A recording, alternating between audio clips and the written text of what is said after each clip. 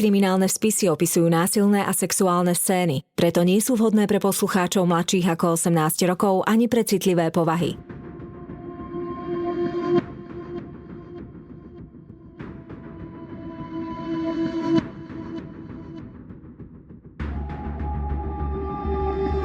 Spáchali ťažký zločin a pred spravodlivosťou sa im nepodarilo skryť. Na ich prípadoch pracovali len tí najlepší vyšetrovatelia. Každý z nich má v policajnom archíve svoj spis.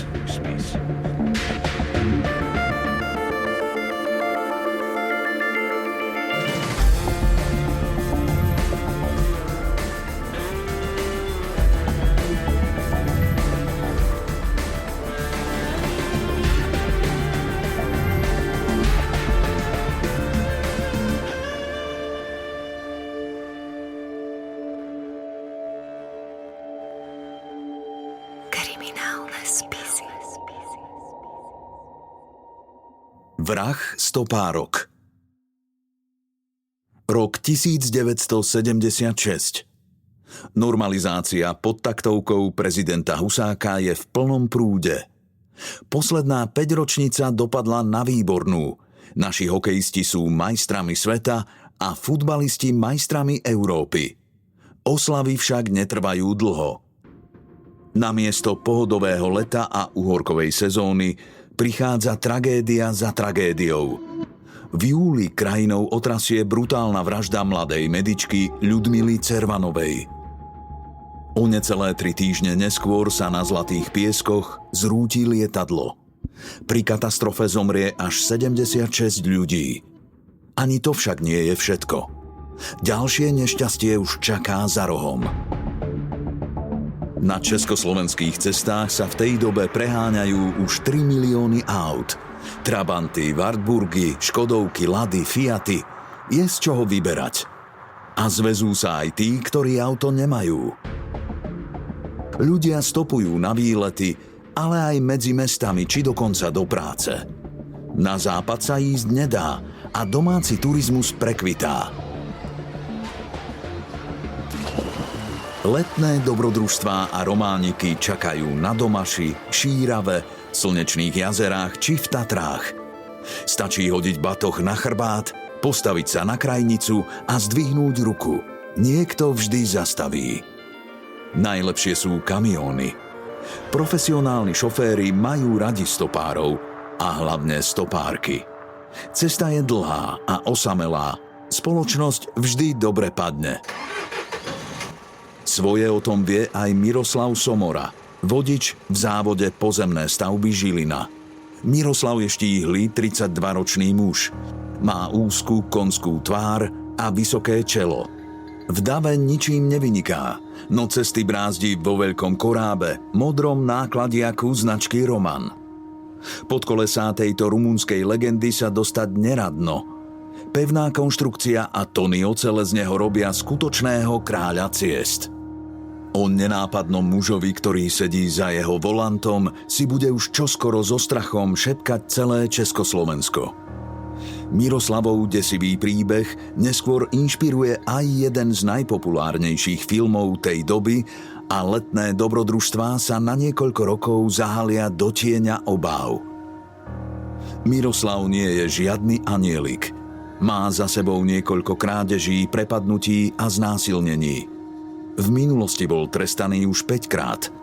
Z každej situácie sa dokáže vyvliecť ako had. Kedysi sa mu dokonca podarilo na istý čas uniknúť z basy aj z liečebne. Jeho sexuálny apetít nepozná hranice. Masturbuje na verejných miestach, obťažuje spiace ženy vo vlakoch, špehuje na dámskych toaletách či v kúpeľniach. Čím viac má skúseností, tým menšie sú jeho zábrany. Onanovanie na verejnosti mu čoskoro prestane stačiť.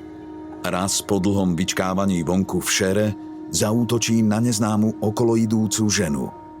Zrejme ju chce znásilniť, no ona sa začne vehementne brániť a nahlas kričať. Podarí sa jej újsť, ale Miroslav jej vytrhne kabelku. Tú si doma ukrie a potom sa do nej opakovane ukája. Artefakty, ktoré mu jeho činy pripomínajú, ho vzrušujú. Miroslav zrejme znásilnil viacero žien, no podrobnosti nie sú známe. Drvivá väčšina takýchto zločinov zostáva nenahlásená. Obete zvyknú mať strach, že im to nik neuverí a že sa dostanú do problémov. Nepomáha ani necitlivý a zľahčujúci prístup niektorých policajtov, ktorí nie sú vhodne zaškolení na prácu s obeťami sexuálneho násilia. Ako mladý chalan si Miroslav myslel, že manželstvo mu jeho zvrátené chúťky utlmí. Nič také sa však nestalo. Každá partnerka veľmi rýchlo zistila, že s týmto mužom nie je možné nadviazať láskyplný vzťah. Ako je možné, že takýto človek sa bez problémov zamestnal? Jednoducho. Zo svojej zdravotnej karty vyhodil všetky psychiatrické záznamy. Jeho šéf ani kolegovia netušia, s kým majú v skutočnosti dočinenia. Miroslav Somora, zdravý 30-tník, tretíkrát ženatý, otec 2 detí. V čase spáchania trestného činu dvojnásobnej vraždy mal doma manželku s 3-mesačnou dcérkou. Zamestnaný muž, ale jeho druhá strana, kriminálnik, recidivista, opakovane trestaný za násilnú trestnú činnosť, krádeže, lúpeže, pokus o znásilnenie. Predtým, ako dostal nálepku vrah stopárok, bol už známym recidivistom. Exhibicionizmus je najrozšírenejšia sexuálna deviácia, ale keďže pri nej nedochádza k priamemu fyzickému kontaktu páchateľa a obete, spoločnosť ju nepovažuje za veľmi nebezpečnú. Exhibicionista sa odhalí pred ženou a vyvrcholenie dosahuje masturbáciou. Nesnaží sa o nejakú inú komunikáciu, ale na druhej strane očakáva reakciu tej ženy, tej obete, nejakú šokovú krík, útek, nejakú rezignáciu, zdesenie. A takže z tohto hľadiska Somoru nemôžeme považovať za typického exhibicionistu, pretože on často masturboval síce na verejnosti, ale niekedy tie ženy ani nevedeli, že v ich prítomnosti masturbuje. Skrýval sa, nezaujímala ho ich reakcia. Boli preňho len sexuálnymi objektmi, ktoré sa neodvážil teda iným spôsobom osloviť. A skôr by som povedala, že táto masturbácia bola skôr taká tá fáza pred tým, ako sa odhodlal k tomu priamému sexuálnemu útoku. Pri sexuálnych agresoroch hovoríme o psychosociálne, sexuálne nezrelých psychopatoch. Seba vnímajú prevažne len cez uspokojenie svojich aktuálnych potrieb a pudov. Čiže len tu a teraz, len ja, moje potreby, moje právo, moje chcenie, bez ohľadu na okolnosti a prípadne iných ľudí. 5. august, tragické leto roku 1976. Je neskoré popoludne. Chlapom padla šichta a bežia domov za rodinami alebo na pivo. Aj na Miroslava niekto čaká. 3-mesačná dcérka a manželka už 3. v poradí. On sa však nikam neponáhľa. Veď môže klamať, že zostal v práci dlhšie. Tak ako už veľakrát predtým. Namiesto toho, aby odparkoval nákladiak, vozí sa v ňom ďalej aj po pracovnej dobe. Nehrozí mu za to žiadny postih.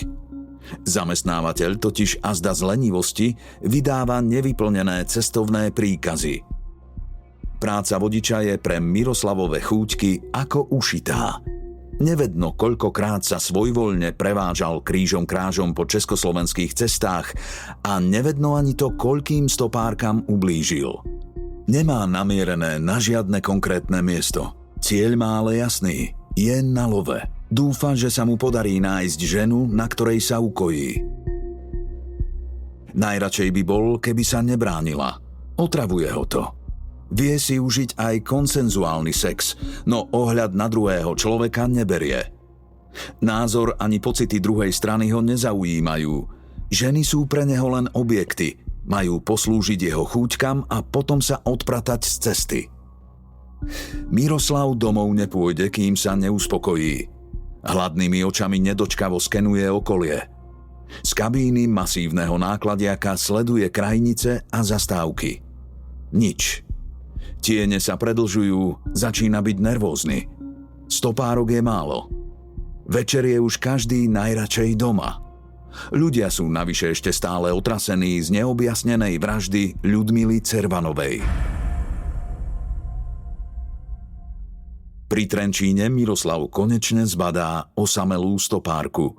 Jeho telo zaleje adrenalín, srdce sa mu vzrušene rozbúcha. Vie, že sa musí správať normálne. Nie je žiadny zelenáč. Veľmi dobre vie, ako človeka nalákať do svojich osídel. Neznámu ženu, lekárku Eleonóru, si premeria od hlavy po pety. Spĺňa všetky jeho kritériá. Je pekná, mladá a predovšetkým sama. Inak by si zrejme netrúfol. Vyzerá sebavedomo, asi bude robiť problémy. Keď sa stopárka pozrie jeho smerom, tvári sa, že ju nevidí. Hlavne opatrne. Nesmie ju ničím odradiť. Zároveň však musí konať rýchlo, aby mu neubzichla. Vyhodí smerovku a zastaví nedaleko Eleonóry. Vystúpi z nákladiaka a predstiera, že má poruchu. Eleonóra si neznámeho kamionistu premeria. Zvažuje, či ho má osloviť. Aut na ceste nie je mnoho. Ak ju nezoberie on, môže tu zostať zaseknutá až do noci. Šofér si ju nevšíma. Pristúpi teda k nemu a prihovorí sa. Miroslav vie, že nesmie vyzerať dychtivo. S vypetím všetkých síl predstiera nezáujem. Stopárke takmer ani neodpovedá. Napokon na oko neochotne súhlasí, že ju odvezie. Eleonóra nastúpi do vyvýšenej kabíny modrého Romana. Keď sa za ňou zabuchnú dvere, Miroslavovi sa takmer zatočí hlava. Už ju má lapenú. Nákladiak sa dá do pohybu. Cesta pomaly ubieha a na krajinu za oknami padá šero. Eleonóra zatiaľ nič netuší. Miroslav je nedočkavý. Hľadá miesto, kde by mohol nenápadne zastaviť. Pri Bernolákové odbočí na opustené odpočívadlo. Možno použije nejakú výhovorku. Skôr než stihne Eleonóra spozorovať, že sa deje niečo zlé, Somora sa na ňu vrhne. Bojuje a snaží sa mu vymaniť, no útočník má výhodu prekvapenia. Navyše je to chlap na vrchole síl. Rukami jej mocne zviera hrdlo a široko ďaleko nie je nikto, na koho by mohla kričať o pomoc. Eleonóra si uvedomí, že nemá žiadnu šancu. Miroslav chce sex, no Boh vie, čoho všetkého je schopný. Mladá lekárka má strach o život a tak mu radšej prestane odporovať. Útočník ju znásilní. Potom sa upraví a usadí späť na miesto šoféra, ako by sa nič nestalo. Je spokojný a uvoľnený. Strach necíti. Zo skúsenosti vie, že väčšina žien napadnutie na polícii neohlási. Eleonóru zavezie domov do Bratislavy a dokonca sa ponúkne, že ju zoberie aj na budúce. Zrejme si od toho opäť sľubuje sex. Na dnes mu však stačilo. Konečne sa vydá na cestu domov. Eleonóra je týmto hrozným zážitkom poznačená na celý život. Zároveň však mala šťastie v nešťastí. Miroslav je stále opovážlivejší a dievčatá, ktoré stretne neskôr, zistia, že sa v ňom skrýva ešte čosi omnoho brutálnejšie. 8. august 1976. Od znásilnenia Eleonóry prešli len 3 dni, no Somora je už opäť na love. Z kabíny modrého nákladiaka vyzerá potenciálne obete ako hladný pes. Nedarí sa mu však nájsť žiadnu osamelú ženu. Sú už 4 hodiny ráno a začína byť netrpezlivý. Napokon odparkuje pri stanici vlakov a autobusov v Trenčíne. Všimne si 2 19-ročné dievčatá, kamarátky Tatianu a Vieru. Vyzerajú neisto. Práve si prezerajú cestovný poriadok. Somora neváha a znova začne s precíznosťou pavúka zapletať svoje siete. Dievčatá neosloví. Namiesto toho použije osvedčenú taktiku. Prechádza sa hore dolu stanicou a predstiera, že koho si hľadá. Bingo, jeho stratégia sa znova osvedčí. Mladé ženy za ním prídu samé.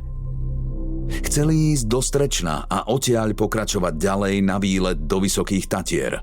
Zmeškali však vlak. Nemohol by ich zaviesť? Miroslav hrá svoju hru. Je neochotný, klame. V papieroch od auta je uvedené, že v ňom môžu cestovať maximálne 2 osoby vrátane vodiča. Inak to jednoducho nejde. Nemôže predsa prísť do problémov so zákonom. Navrhne im teda, že odvezie len jednu. Tatiana a Viera sa ale pochopiteľne rozdeliť nechcú. Jeho ponuku teda odmietnú. V Miroslavovi to vrie. Potrebuje sa rýchlo ukojiť, no zároveň nechce riskovať. Rozhodne sa odísť. Je sklamaný a premýšľa, či by si trúfol na 2 dievčatá. Čo ak by ho premohli? Vie, aké dôležité je pripraviť si pôdu a obete vlákať do vopred pripravenej situácie. Už chvíľu po odjazde mu v hlave skrsne nápad. Nákladiak odstaví a z dverí na mieste spolujazca vymontuje kľučku tak, aby sa zvnútra nedali otvoriť. Aby mal ďalšiu výhodu, uistí sa, že má po ruke nôž a ťažký montážny kľúč. Potom rýchlo vyštartuje späť k trenčianskej stanici. Obáva sa, že dievčatá už odišli a jeho úsilie vyjde na zmar. Napokon sa mu ich ale podarí nájsť. Prihovorí sa, povie, že sa nemusia rozdeliť, zväzie ich obe. Viera a Tatiana si medzi tým už vymysleli náhradný plán a kúpili lístok na vlak do Beluše. Obec sa nachádza na ich pôvodnej trase, no ak by chceli pokračovať ďalej, museli by zložito prestupovať alebo zháňať odvoz. Ísť autom je jednoduchšie. Spoľahnú sa na láskavosť cudzieho muža a nasadnú do jeho veľkého modrého nákladiaka. A v spoločnosti ťažko môžeme rozlišiť deviantov, nemajú to napísané na čele, nemajú nejaké špecifické fyzické odlišnosti, nesprávajú sa typicky rovnako. Skôr môžeme predpokladať, že čím viac skúseností agresor má, prípadne čím je inteligentnejší, tým bude teda aj ten jeho plán alebo ten jeho lov sofistikovanejší a jeho stratégia prepracovanejšia. Tiež teda môžeme dúfať, že žena, ktorá už v živote niekedy sa stretla s násilníkom alebo agresorom, s nejakým sexuálnym útokom, tak bude v kontakte s neznámym mužom obozretnejšia a že o túto svoju skúsenosť sa prípadne podelí a takto zdieľaná skúsenosť môže pomôcť aj iným, ktoré sa ešte nestretli s takýmto typom útočníka. Pri psychopatii hovoríme o antisociálnej poruche osobnosti. Čo znamená, že priemerný človek v danej kultúre nejakým spôsobom vníma, myslí, cíti a tvorí vzťahy.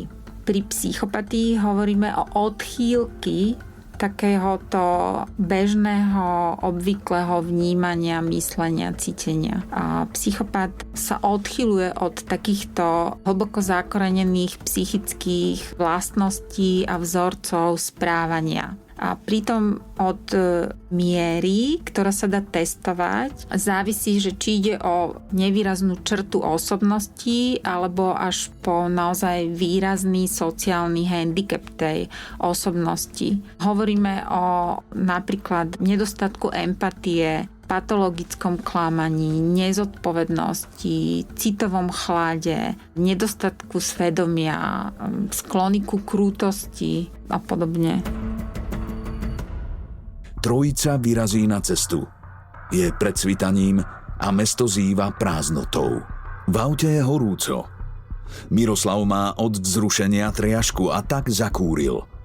Po pár kilometroch odbočí do Trenčianskych Teplíc a ďalej na poľnú cestu, ktorá vedie cez les. Viera a Tatiana začnú byť ostražité, no on vysvetlí, že ide o skratku a ďalej pokračuje na hlavnú cestu smerom na Žarnovicu. Miroslav začne dievčatám dávať návrhy. Tie si spočiatku myslia, že len vtipkuje a s úsmevom ho odbijú. Stráca trpezlivosť. Postupne začne pritvrdzovať. Kamarátkam je už jasné, že tento starší muž od nich chce sex. Situácia je trápna. V kabíne zavládne ťaživá atmosféra. Dievčatá šípia nebezpečenstvo. Mohol by ich napadnúť? Áno, je starší a silnejší, ale predsa len sú na neho dve. Znepokojivá situácia eskaluje. Miroslav už nemá na čo čakať. Je taký vzrušený, až si prestane dávať pozor. Modrý Roman odstaví na krajnici hlavnej cesty.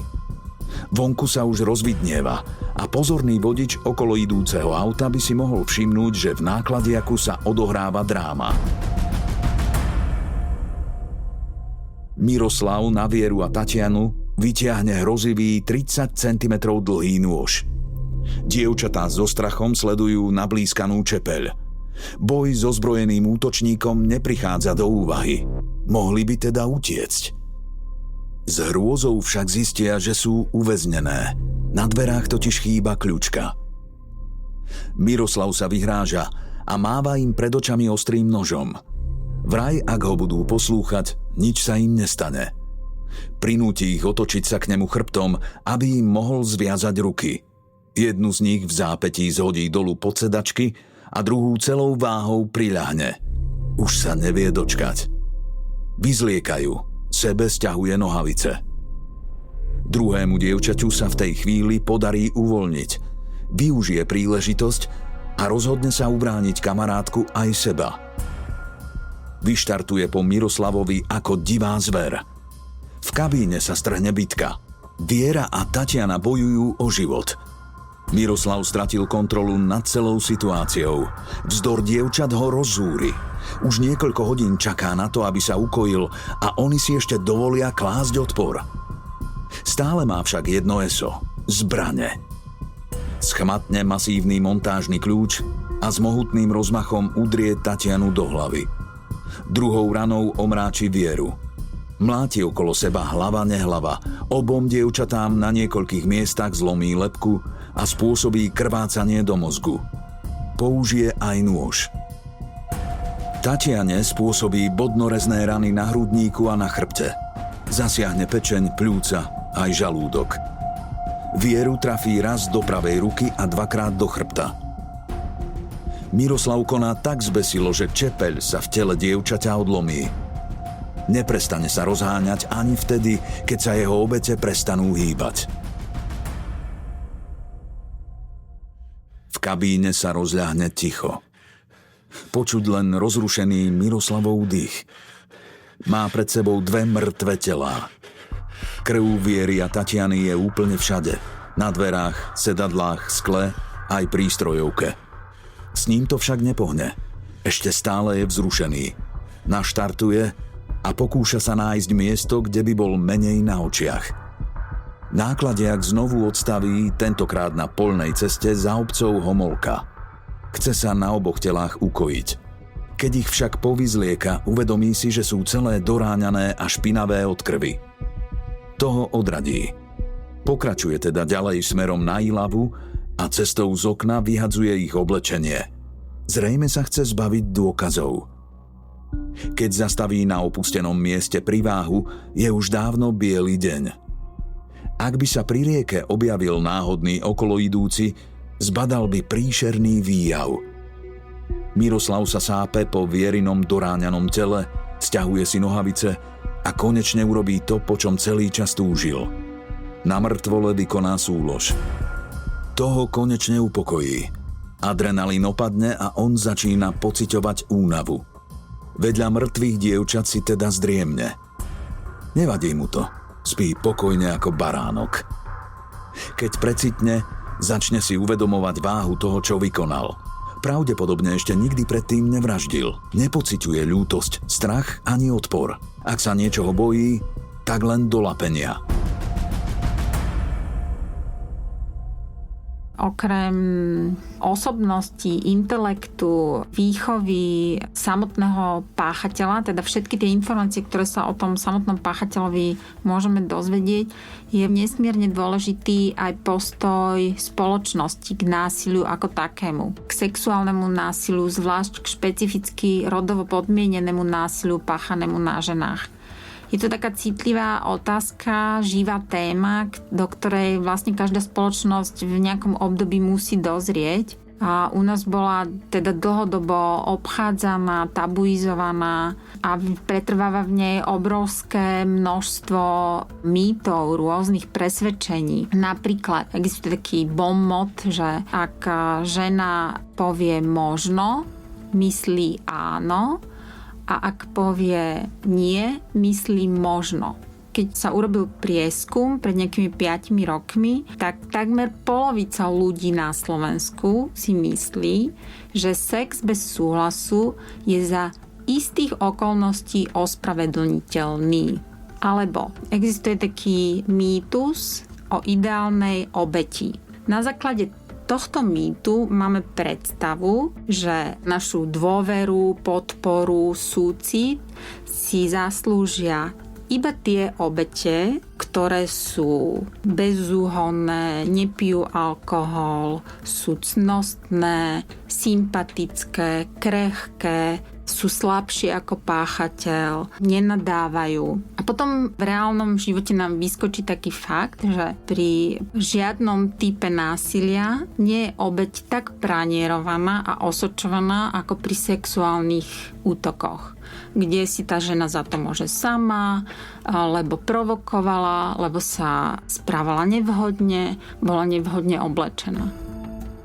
Na základe predchádzajúceho sexuálneho útoku u Somoru vieme, že keď svoju potrebu naplnil, tak vlastne nevraždil. Tá obeť bola spolupracujúca, čím sa zachránila život. To však neznamená, že ten ďalší skutok pri tých 2 stopárkach by bol identický, keby sa nebránili, pretože táto skúsenosť naopak v ňom mohla podporiť ten pocit moci a ešte zvýšiť jeho agresiu, ale to už sa len budeme domnievať. V každom prípade tým, že zobral 2 ženy, on sám hovoril, že sa bál, že či ho nepremôžu, preto ich aj spútal. Tým, že sa bál, tak to v ňom zvyšovalo napätie a ten strach mohol naozaj zapričiniť to, že ten jeho útok bol brutálnejší, ako sám očakával.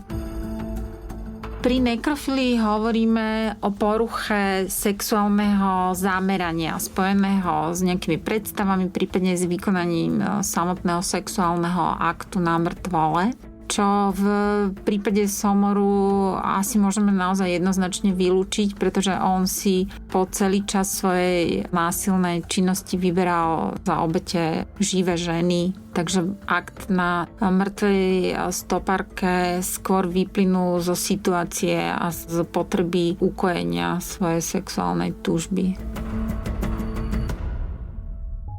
Premýšľa, ako z celej situácie vykorčuľuje a zahladí stopy.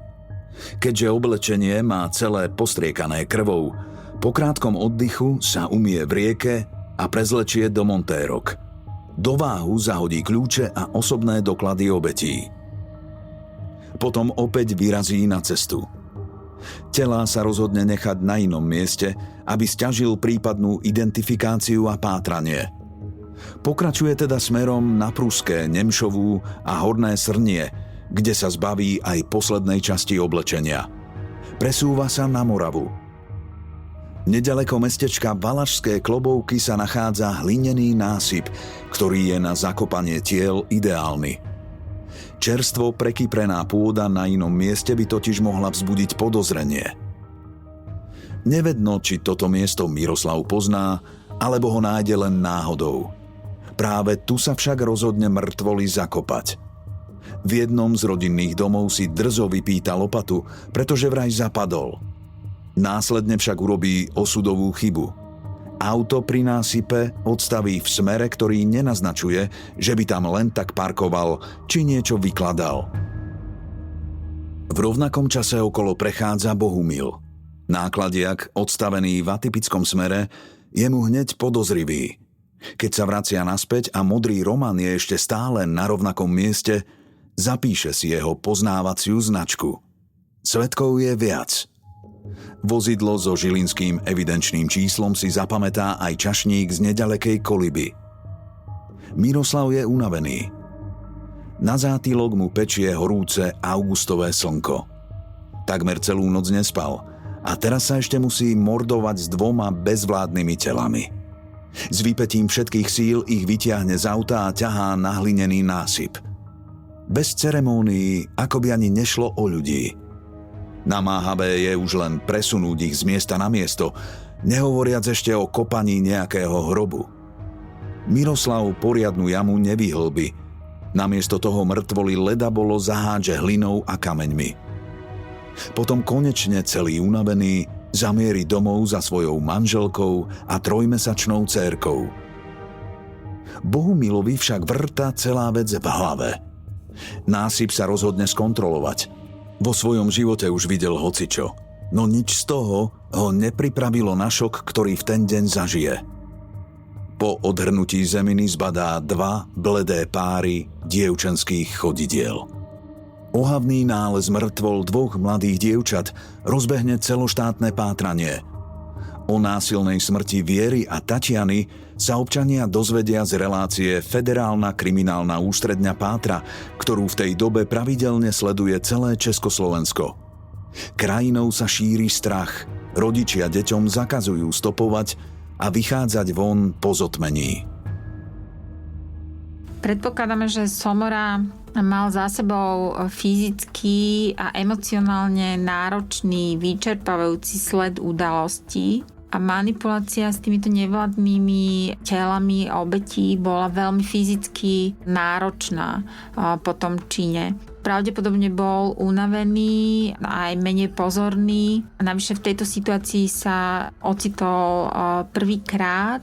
Nemal plán, ako zahľadiť tie stopy, takže to bolo situačné, bola to jeho prvá skúsenosť a asi sa mu to pravdepodobne zdalo dostatočné v tom výpätí, v ktorom bol, tak ako to urobil.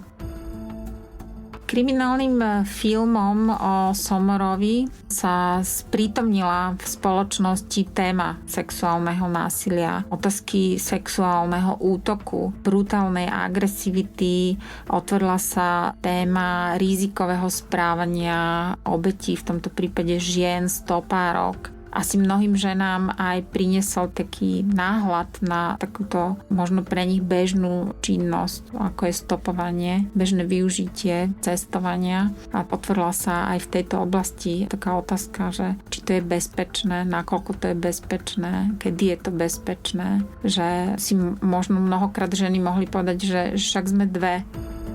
Naša spoločnosť má stále veľmi veľké rezervy v komunikácii, vo výchove, vo vzdelávaní, v utváraní postojov. Čo je však teda dôležité povedať je, že táto téma už je v tej spoločnosti dnes otvorená. Má svojich garantov vo forme tých ochranných neziskových organizácií a asociácií, ktoré zabezpečujú, že tá téma v tej spoločnosti je, že sa otvára, že sa sprítomňuje, že sa k nej vyjadrujú známe osobnosti, odborníci, formuje sa verejná mienka, posúvajú sa hranice. Polícia si príde po vraha už o 2 dni. Podarí sa im ho vypátrať na základe poznávacieho čísla, ktoré si Bohumil Kadlec zapísal. Jeho výpoveď potvrdia aj ďalší svedkovia, ktorí v ten deň videli modrý nákladiak pri násype. Miroslav zatýkanie ešte uľahčí. Načapú ho pri tom, ako z interiéru auta odstraňuje krv a chystá sa ho prefarbiť. Najprv sa prizná, no neskôr sa snaží z celej situácie vykorčuľovať. Raz tvrdí, že si nič nepamätá, potom začne predstierať schizofréniu. Súd má ale k dispozícii množstvo spoľahlivých dôkazov, ako napríklad všade prítomnú krv, spermie či výpovede svedkov. Odborníci sa zhodnú na tom, že obžalovaný bol v čase vrážd pri zmysloch. Netrpí žiadnym duševným ochorením. Má psychopatickú poruchu osobnosti, takže v očiach zákona je plne zodpovedný za svoje činy. Smrť dievčat nikdy neoľutoval. Nedokázal cítiť empatiu, nemal vyvinuté vyššie city. Často klamal, snažil sa vylepšovať svoj obraz a jeho konanie motivovali predovšetkým vlastné nízke pudy. Ženy, ktorým ublížil, pre neho nie sú ľudia, len objekty na ukojenie chúťok. Záber je jasný. Ide o vraha a sexuálneho agresora s mizivou šancou na nápravu.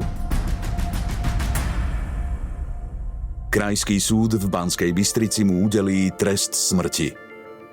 Miroslav sa snaží o zníženie trestu aspoň na doživotie. Odvolá sa na Najvyšší súd a požiada o milosť prezidenta Gustáva Husáka.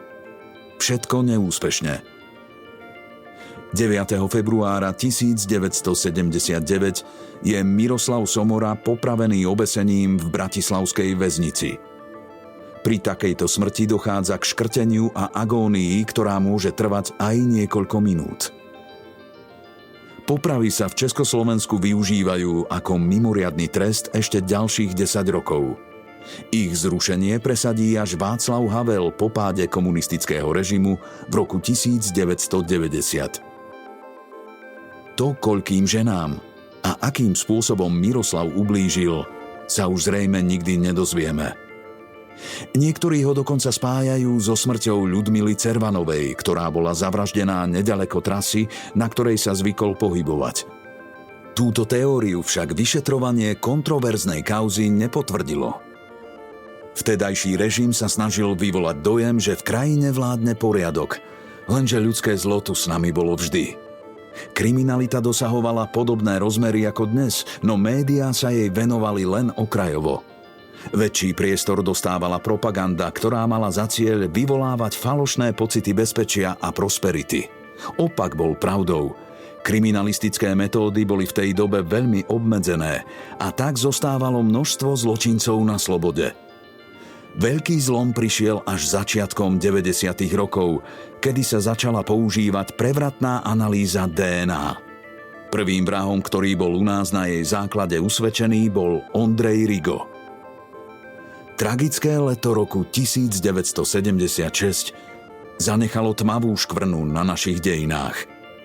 Miroslava Somoru sa našťastie podarilo dolapiť aj s vtedajšími metódami. No spomienky na vraha stopárok mátali československé cesty ešte mnoho rokov.